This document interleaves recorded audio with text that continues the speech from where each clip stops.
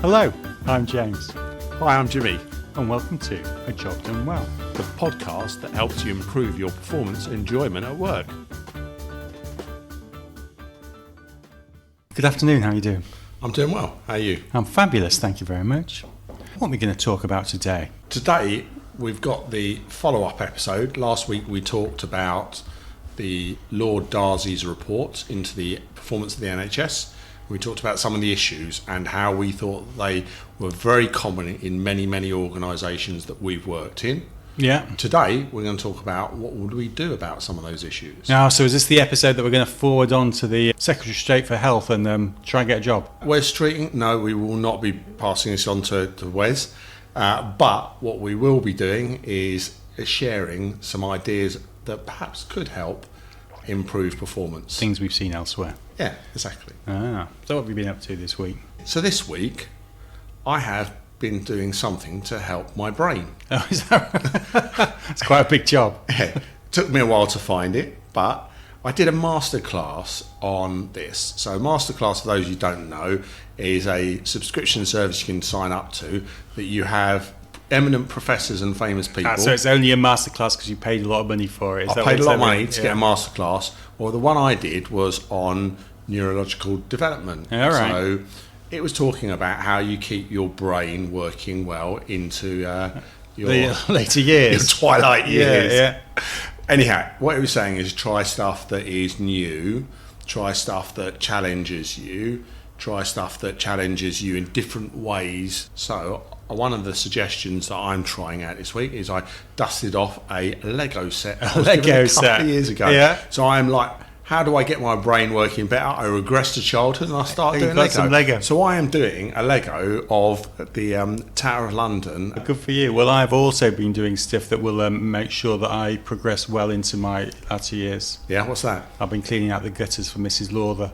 Well, life is just too short to not do as you're told. But that was a thrilling autumnal job, I can tell you. So, we talked about the NHS, and we said we would talk about a number of things that we would do for our position.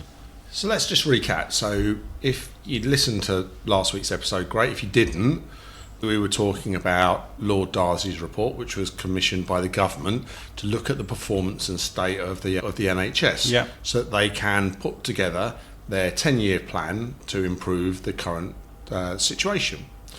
And we thought that when you read through the issues, they were very familiar issues that we've experienced many times in our careers. Nothing new at all. Nothing new at all. So today we are going to talk about, if you're facing those issues, what are some of the things that we would recommend you consider doing? All right.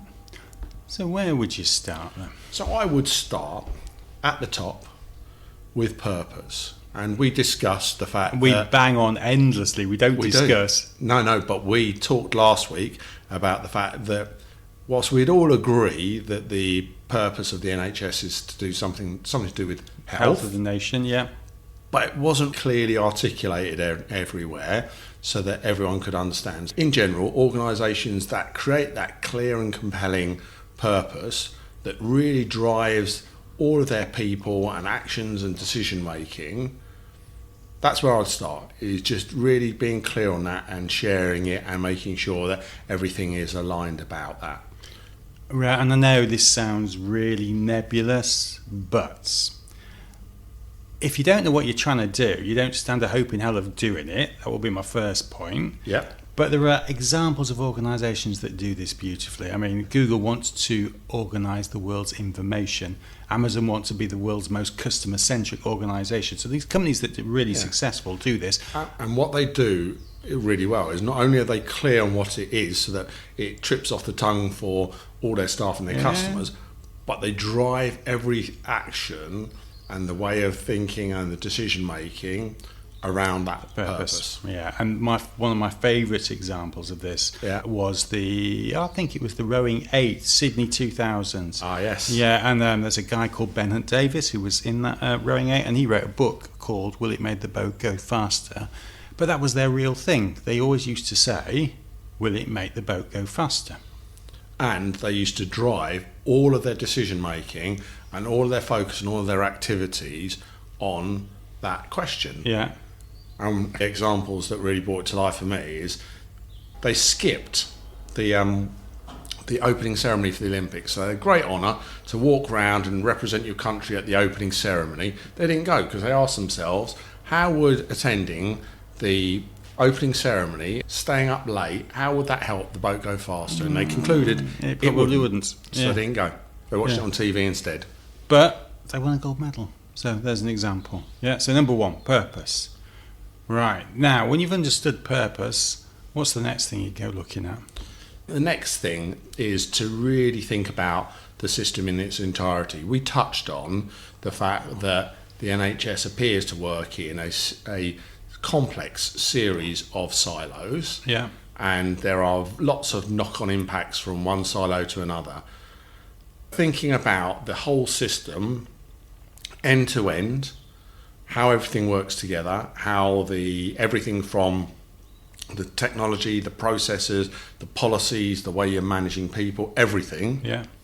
Does that help deliver that on that purpose? Nearly every organisation I've ever worked for, they work functionally or by silo, and so they optimise the functions, they don't optimise the system. So really it is look at the system, think about what you can do with your interdependencies to improve the way the system is working. And once you've got that, one of the things that is clear is in the NHS they are probably in a situation of overwhelm with opportunities to improve. So how do you figure out what the best opportunities to improve are? And I guess what we've talked about, if you go back and listen to Series 1, Episode 4, you will hear our views around finding improvement opportunities. And basically, we say that you look holistically at these. You ask your customers and understand your customer needs. You look at your data and analyse what your data is telling us. You talk to your employees. The people doing the work will know what gets in the way of delivering the purpose, and go and see that work. Yeah, and go and see. But of course, this really ties back to the past 2 things about understanding your purpose. So you are looking for opportunities to improve against that purpose. Exactly. But it also ties back to the thing about the system, because you're looking to ways to opportunities to improve the system, not just your wee bit of it. Exactly, James. And that's why if you haven't defined your purpose and you're not thinking about the system, when you start looking at what you improve, you could be going after all sorts of stuff. If you've figured out those 2 things and you go and do it the way that we've said, you'll find out the best opportunities to improve. But you also need to hold your solutions and hypothesis lightly. What you often see is senior people in organisations form a view, they know what's right, they know what the answer is, and they look at the opportunities to improve to just back up their views. That never works, because rarely in an organisation does the exec team know best. 8 brains against 10,000. Yeah. Where are you going to place your bets? So be open and hold your hypothesis lightly. And then, at the risk of piling on with the truisms, walk in somebody else's shoes. Go and understand what it's like to be a porter, understand what it's like to be a doctor, understand what it's like to be a nurse. And if you do all of those things and you can't find any opportunities to improve, then you probably ought to find a new job. What do you look at next, James? Well, the next one is it's one of the most common things, but probably one of the most unpalatable. So they have got, at the moment, the mother of all backlogs. Didn't you say it was something like 8 million surgeries and procedures? Yeah, it's just horrific, right? The problem when you have a backlog, and common to all organisations, is that backlog breeds work. Worked for 2 organisations, they had slightly different terms for it.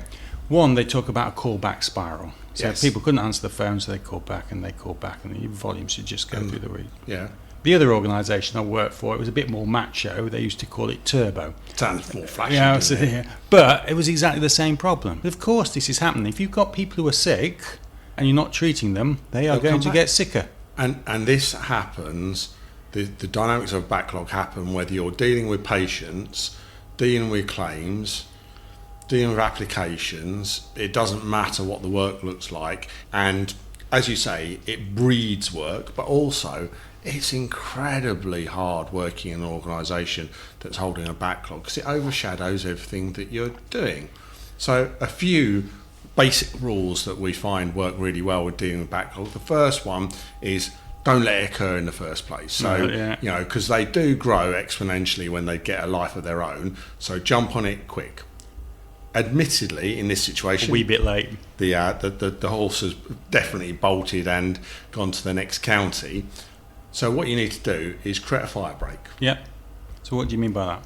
So you need to stop the backlog being able to grow and spread, to start to break the back of it. I mean, that they have fire breaks back in the day of the Fire of London. They do it in the US in wildfires.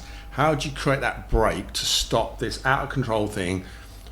And actually what you have to do is you have to start to think about doing some unpalatable actions. Absolutely unpalatable. So in the way that they flattened a house in the Fire of London, it was unpalatable, but it was the way to stop things. The fire spreading. Well, the way of doing it with a backlog is you have to do some stuff. Maybe you pay overtime, you pay more overtime, you bring in different resource, change the conditions for paying that resource, you use assumptions. I mean, a good example of one that we did is looking at claims.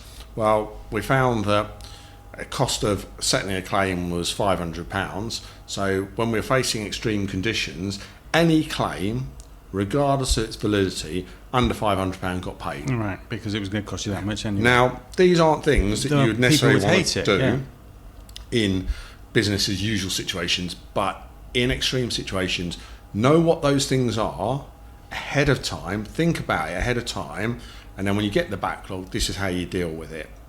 And I don't know what those things are for the NHS. No. Maybe it's buying capacity in the private sector.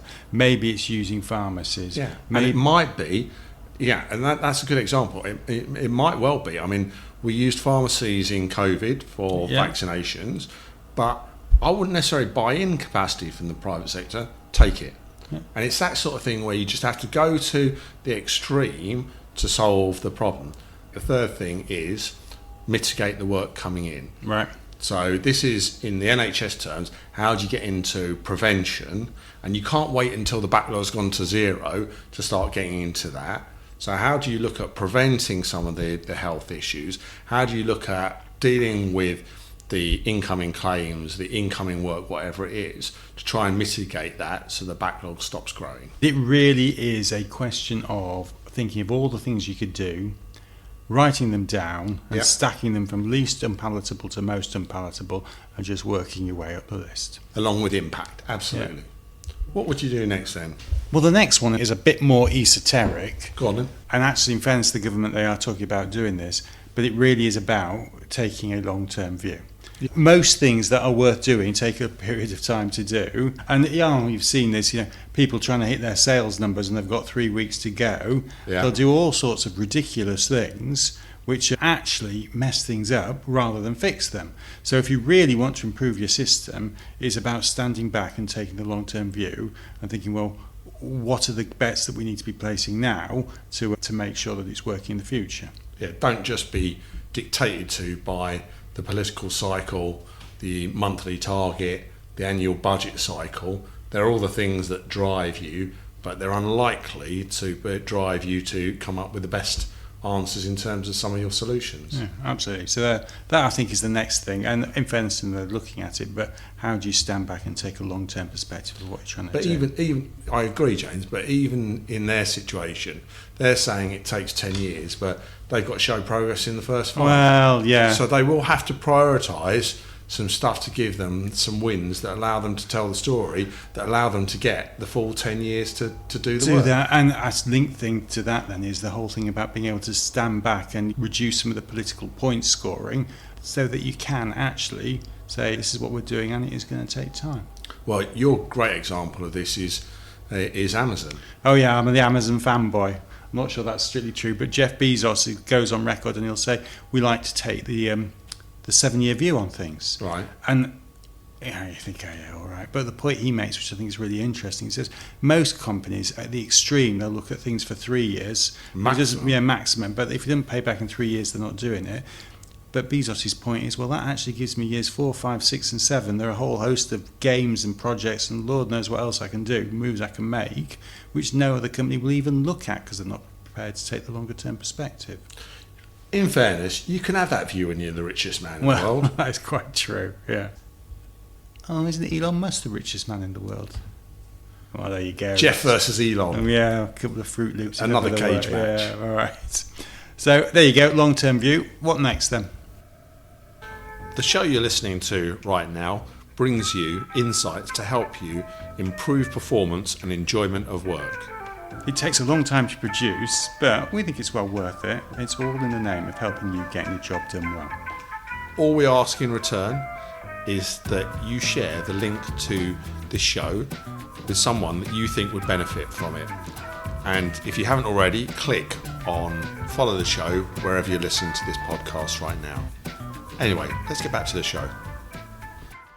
So, next, you've got to be open to learning. One of the things that came out of the review was that in places, the NHS is performing well.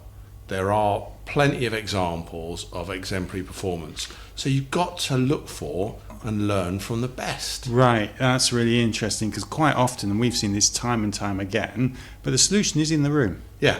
Yeah, so understanding what the performance is like, being honest about it, understanding where it's good, and then going and learning from the people who are doing a good job and copying what they are doing and applying that to your own situation is really powerful stuff. And it depends on how you define the room, doesn't it? Is the room your team, your organisation, your part of the world, your industry?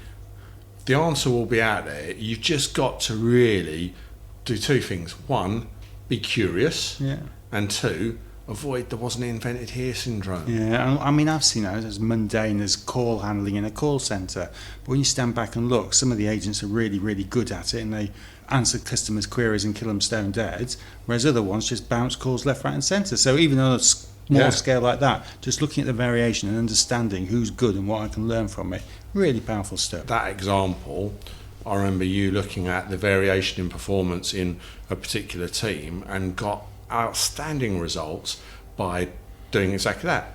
Picking the best and learning from the best, let everyone get that learning, and that becomes the best way of doing things. Yeah, but it is, the key word there is learning. It's Yes. not about setting a target and saying, why aren't you as good as they are? The other thing actually is it's not just about what's happening internally. If you really want to be good, go and look at what's going on outside. So an interesting one, we can argue the political rights and wrongs of it, but a fabulous bit of capacity management in the UK court system recently, where they prosecuted loads and loads of people over the riots. Yeah. But you think, right, so you've got to switch on judges, you've got to switch on jurors, you need court Well, capacity. let them working 24/7 over Yeah, weekends. I mean, and everything, didn't they? it shows what can, Yeah. which comes back to our backlog management point. That's true. Right, but it shows what can be done if you're prepared to go for it. You don't want courts working 24/7 all the time, but in extreme circumstances, they absolutely stepped on that backlog straight away and stopped it from growing. So, learn, see what other people are doing. Next one then, where do you go next? One of the things that struck me from the Darzi report was the view that they didn't value and hadn't invested in leadership and management. And I guess that's two parts to it. One is they have a central leadership function that oversees the NHS that sounded like it was like 19,000 people in leadership and oversight roles. And then there's the local leadership where often the best technical expert, the best clinicians are getting promoted to leading departments, leading hospitals, etc. But they don't value that skill and they don't invest in the development. So I'd make sure that you really valued leadership and management as a skill. If you want to know more about our views on that, Series 2, Episode 1, but value it as a skill and develop it in people. It's a good thing. You can learn it. It's not necessarily something you're born with at the end of the day. But to bang on and hit your point again, it's not about being a good medic. Because these things we're talking about, these problems exist everywhere. So it's really about understanding how your organisation is working and being able to manage it. The other thing, just as a quick aside, I read an interesting article about Google, and they were quite interested in finding out who their best managers were. And they did a survey and they came back with a whole host of things, 9 points which make a good manager. But what was really interesting was, of course, to find out they had to ask their staff. So, if you really want to understand who your good managers and your good leaders are, go and ask your staff. Back to the improvement opportunities Yeah, absolutely. again. Your best technical expert isn't necessarily your best leader. So how do you make sure that you're not just promoting on the basis of technical knowledge, and if you are, make sure that you give people the right leadership skills? Yeah, to understand. Yeah, totally agree. Next thing. Next one. Well, and this one is a bit old hat, and people will roll their eyes to the back of their head when they hear it. But for me, a lot of it's just about performance disciplines and consistent ways of working. Yeah, and we've seen this in so many organisations. It's just the basics.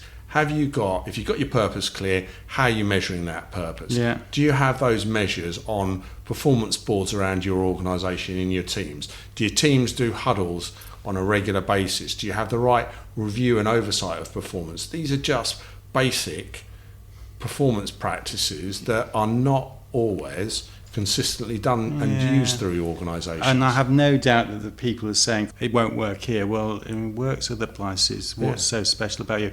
And we've seen it work in everything from frontline contact centre teams, fraud teams, technical teams, data teams, small exec teams, industrial workshops, big organisations, just HR, IT. Recruitment works.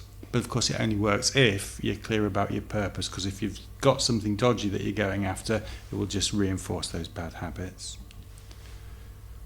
Okay, getting towards the end of our list now then, what's next? Well, culture, and there were lots of inferences in Darzi's reports about this, but it wasn't clear how the culture of the NHS really supported the delivery of the overall purpose. It is important to be clear on what sort of culture will deliver your purpose, how is it now, and therefore what needs to change. And don't shy away from the reality of today. Not what would you like it to be today, what is it actually today?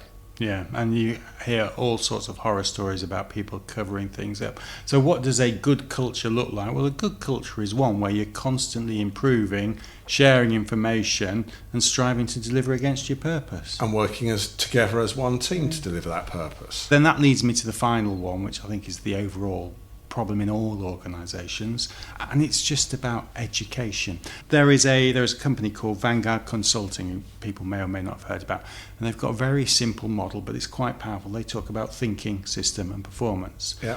Now, as we talk about performance, how big's your backlog? Yeah. And then we've talked about, well, that's actually driven by the system. How are you managing your systems? Yeah. But actually the system is driven by the thinking of the people who design the systems. So if you really want to improve the performance of your organisation, you need to change the thinking of the senior people in that organisation. I think you're right, James. But there is a link, and Lord Darzi does talk about the fact that the outcomes that the NHS are getting are exactly what the system is designed to deliver, and exactly the inverse of what the strategy they should have. Where does that take us? What do we learn from it? Over the couple of episodes, we started off by looking at the NHS as an interesting case study, but its problems are far from unique. And in fact, when you break down what Lord Darzi says, a lot of it we have seen in every organisation we've worked in. Yep, same repeating pattern. So funny enough, a lot of the solutions are also universal. If you're interested, go and read the report. Whilst it's an interesting case study and the NHS touches all our lives, I think it's important for us to understand the challenges. It's also really useful to learn from the good and bad that happens elsewhere. Yeah. The one thing for me, the most important thing, it's about thinking and learning. So go and understand what's going on, try new stuff, see what works.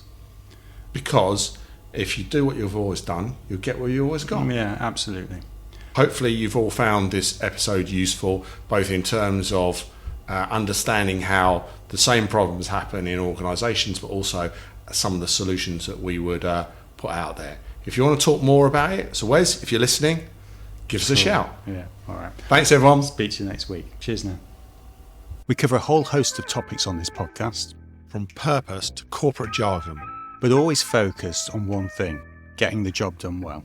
Easier said than done. So, if you've got unhappy customers or employees, bosses or regulators breathing down your neck, If your backlogs are out of control and your costs are spiralling, and that big IT transformation project that you've been promised just keeps failing to deliver, we can help. If you need to improve your performance, your team's performance, or your organisation's, get in touch at jimmy@ajobdonewell.com or james@jobdonewell.com.